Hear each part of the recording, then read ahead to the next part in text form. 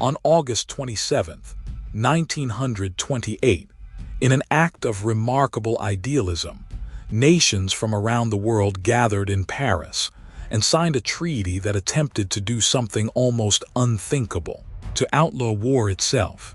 It was called the Kellogg-Briand Pact, and it aimed to make war illegal as a tool of national policy. To understand why this happened, you have to remember what the world had just been through.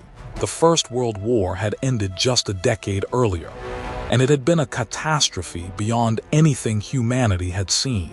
Millions upon millions had died in the horrific trench warfare.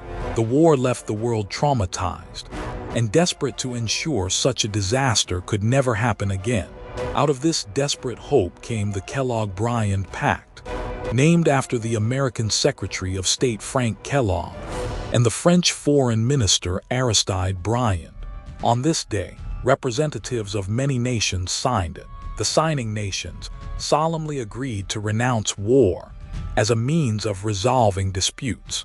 They promised to settle all their conflicts through peaceful means and never to use war as an instrument of policy. Unfortunately, the pact had a fatal flaw.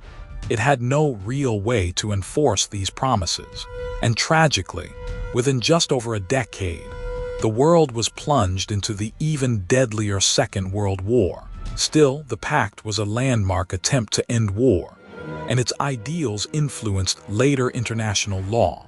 It was signed on this day, in 1928. Did you know this history?